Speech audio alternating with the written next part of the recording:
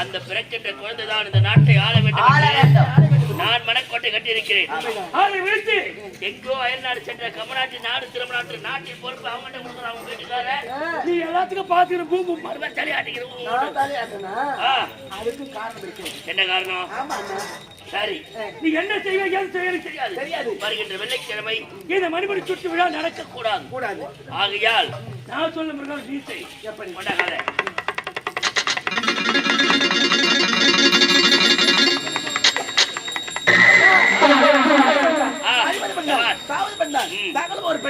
ஒரு பெண் எடுத்தார்.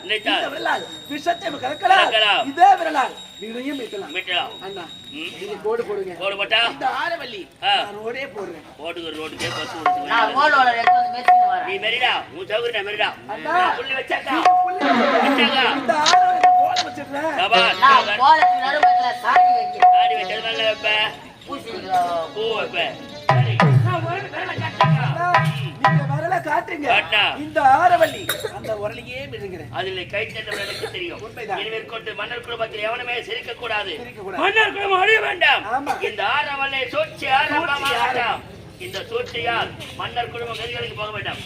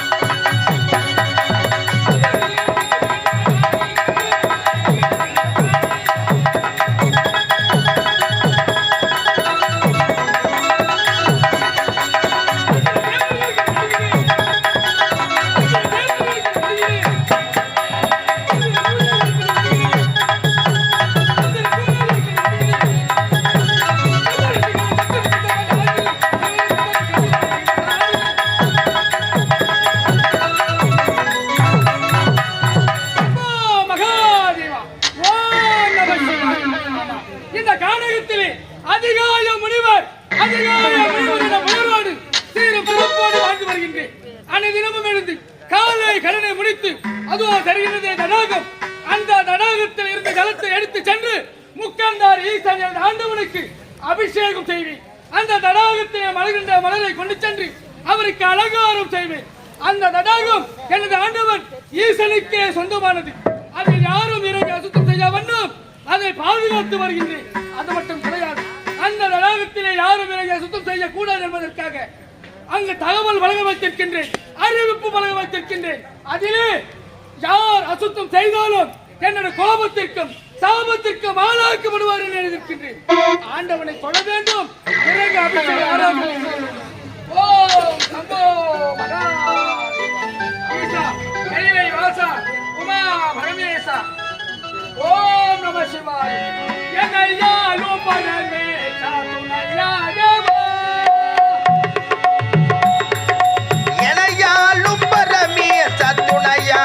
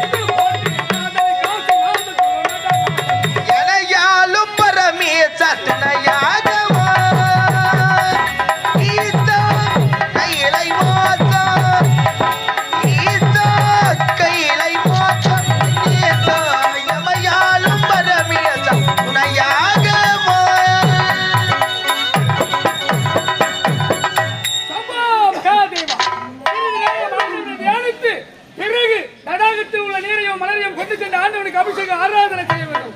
ஓம் நம சிவாய.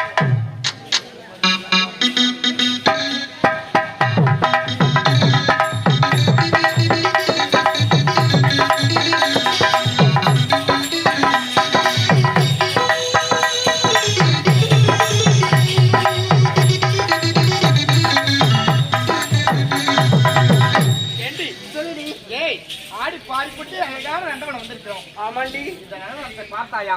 பார்ப்பதற்கே எவ்வளவு ஒரு பரவசமாக இருக்கின்றது. ஆமாண்டி, இந்த நந்தவனத்தை எல்லாம் பார்த்து விட்டோம்.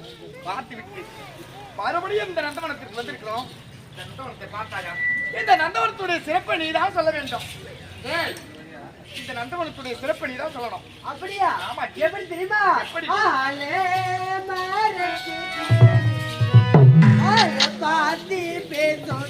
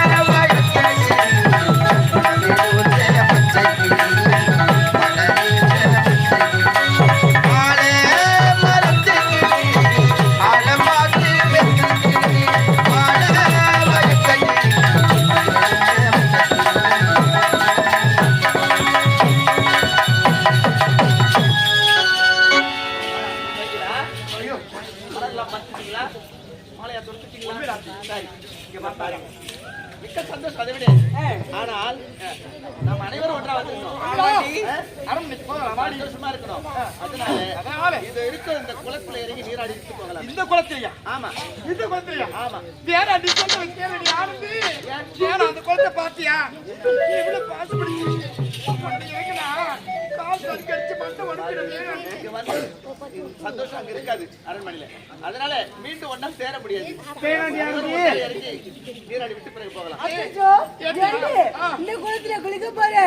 வேணாண்டி சொல்றதை கேளுடி. ஏன் தெரியுமா? அந்த குளத்துல பாருடி எவ்வளவு பேர் நண்டுல இருக்கு. வேணாண்டி கடிச்சிரும். ஏண்டி ஆனந்தி, இந்த குளத்துல இறங்கி குளிக்க கூடாதுடி. ஏன் தெரியுமா? அங்க பாத்தியா அறிவிப்பு பலக வச்சிருக்காங்க. இந்த குளத்துல யாரு இறங்கி குளிச்சாலும் ஆபத்து நீர்ன்னு சொல்லிட்டு அதுல போட்டிருக்குடி. இந்த தந்தை இந்த நாட்டுக்கே மன்னர். அவர் இருக்கும் போது என்ன ஆபத்து நேரம் நடக்காது. உன்னுடைய தந்தை அரண்மனையில 1000 நீச்சல் குளம் கட்டி கொடுத்திருக்கிறாரு. போய் இந்த குட்டையில குடிக்கணும். உனக்கு ஏதாவது இருக்கா? ஏய், இத பாரு, சந்தோஷம் வாடி, நிம்மதியா இருக்கும் வாடி. முடியாது. ஏய் வேணாண்டி சொல்றதை கேளுடி, எனக்கு வேற நீச்சல் தெரியாதுடி. ஏய், அந்த குளத்தை பாருடி, எவ்வளவு ஆழமா இருக்குது பாரு. ஆமாண்டி. காலை வச்சு அப்படி வலிச்சிடும். ஆமாண்டி. வேணாண்டி, சொல்றதை கேளு. அந்த குளத்துல இறங்கினா நீ உள்ள போயிடுவ. போக மாட்டேன். ஏண்டி எவ்வளவு சொன்னாலும் கேட்கவே மாட்டியா? ஏண்டி அப்பனா இந்த குளத்துல இறங்கி நீ குளிக்க தான் போற. ஏண்டி நீ குளிக்க அந்த குளி நாங்க வர மாட்டோம். பரவாயில்லை. இப்படியா ரொம்ப பிடிவாதான இருந்தாலும் ஏன் அப்படி பண்ணிட்டு கேட்க மாட்டியா? ஏண்டி குளிக்கிறத நீ குளிச்சிட்டு வரும் ஆபத்தை நீயே பார்த்துக்க. நாங்க பாத்துக்கோ. நானே போயிட்டு வரேன். வரமாட்டியா அப்போ? வேணா சொல்றதை கேளுடி. ஏண்டி நீ குளிக்க போறேன்னா நானும் வரமாட்டேன்டி. போடி. அதிசயமா இருக்கு. நீராடி விட்டு போகலாம் என்று அழைத்தார். யாருமே வரமாட்டேன்னு சொல்றீங்க. என்னடி உங்களுக்கு இதை விட சந்தோஷம் என்ன இருக்கு? நீராடினா என்ன? சரி, நானே இறங்குகிறேன். நானே தனியா நீராடுகிறேன். சந்தோஷமா நீராடி விட்டு பிறகு போகிறேன். கண்ணம் கண்ணாடி காதலன் பார்த்தேன்.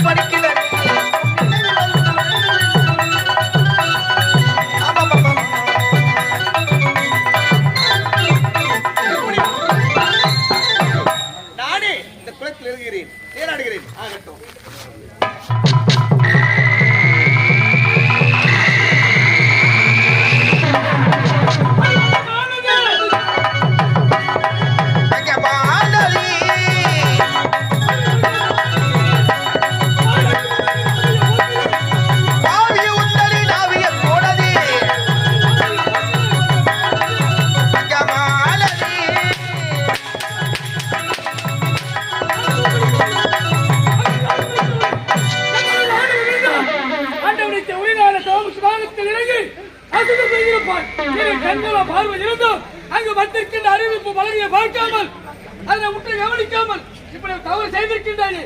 உன்னுடைய இரு பார்வை விழிகளும் இன்றே பார்வை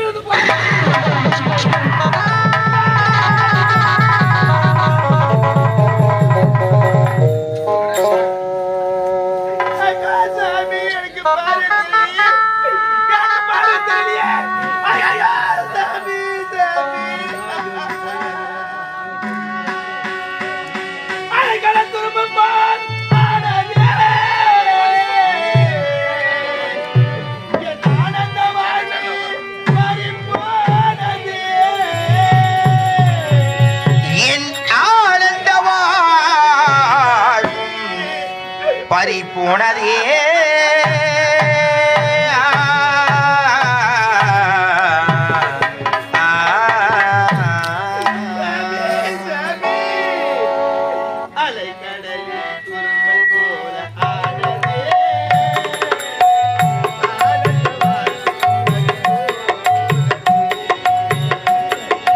அலையடலில் போல ஆனதே ஆனந்த வாழ்வு பறிபோனதே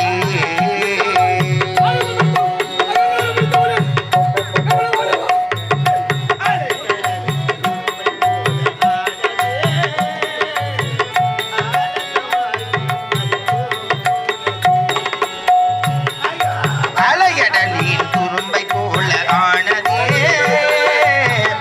ஆனந்த வாழ்வு பறிபோனதே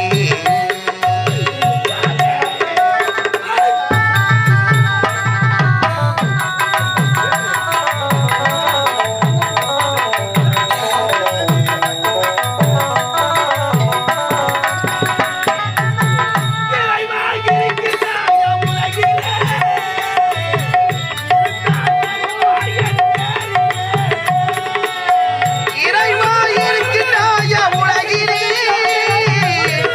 இருந்தால் வருவாயோ நேரிலே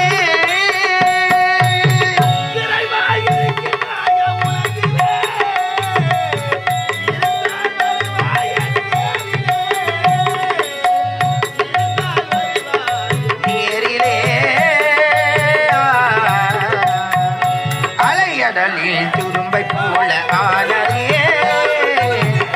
ஆனந்த வாழ்வு பறிபோனதே போனதே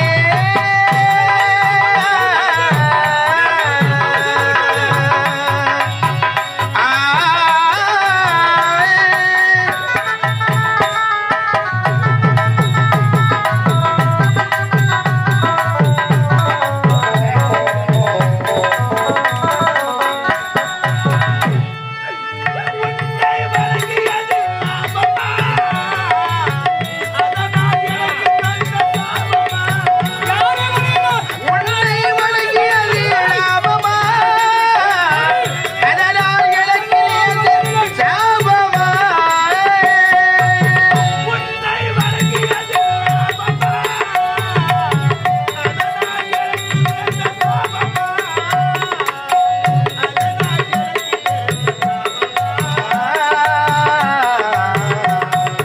அலையடலில் துரும்பை போல ஆனதே ஆனந்த வாழ்வு பறிபோனதே போனதே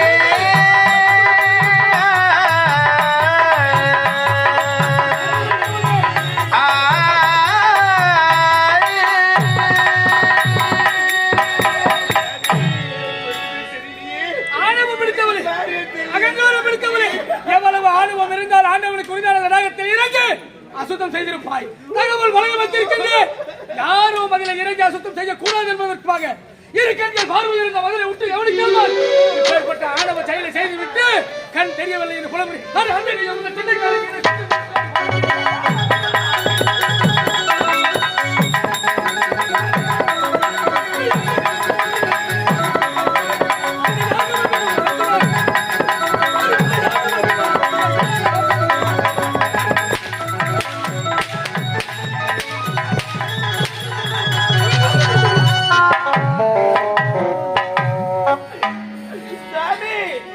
தெய்வத்தின் மாது சூடிய மாலை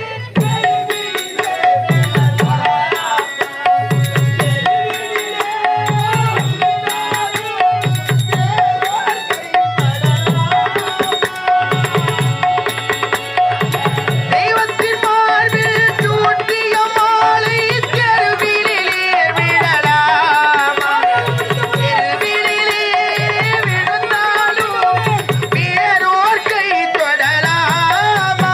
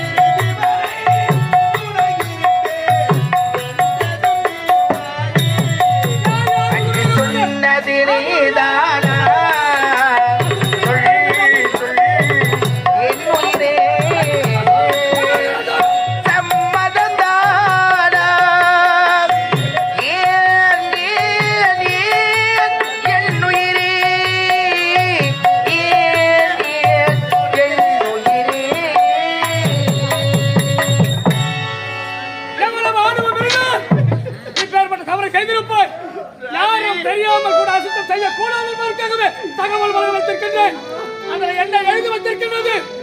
யார் இந்த குலத்தில் எனக்கு அசுத்தம் செய்தாலும் என்னுடைய கோபத்திற்கும் தாபத்திற்கும் ஆளாக்கப்படுவார் என்று எழுதி வைத்திருக்கின்றேன். தெரிந்தும் தவறு செய்திருக்கின்றார்கள். நான் பார்வையிலிருந்து வாழ்வதை விட நான் இருப்பதை மேல் சுவாமி. நீ இருப்பதை விட என்னை விடுங்க சாமி, என்னை கொண்டு விடுங்க சாமி. அது என்னது எழுதுவது பேசுகிறாய்?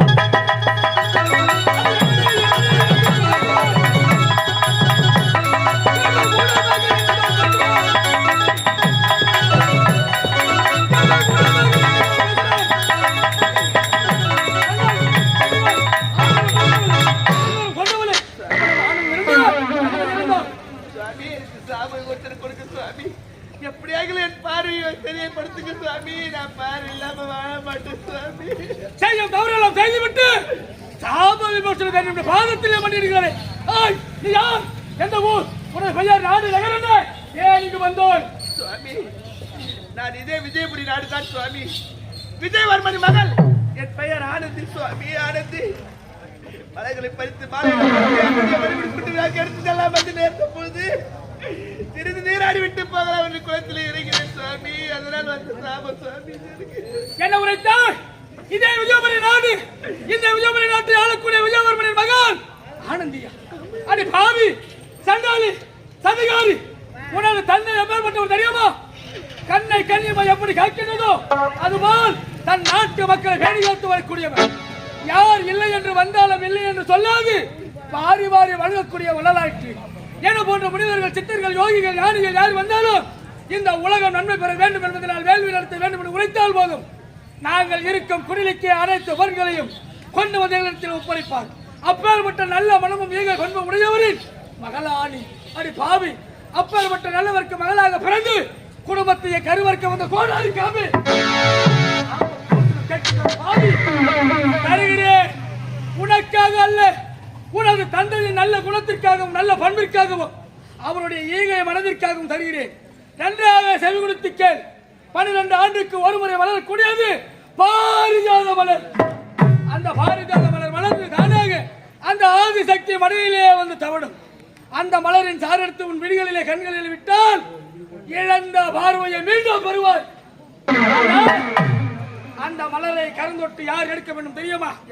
தாய்க்கு தலைமகனாக இருக்க வேண்டும், சத்தியத்தை காத்து உத்தமனாக இருக்க வேண்டும். பெற்றெடுத்த தாய் தான் மணக்கும் மக்களை தவிர மற்றவர் யாவரையுமே தங்கையாகவும் தவக்கையாகவும் தாயாகவும் நினைக்க வேண்டும். அப்பேற்பட்ட உத்தமன் கருந்தொட்டு எடுத்தால் மட்டுமே அந்த பாரிஜாத மலர் பலன் கொடுக்கும்.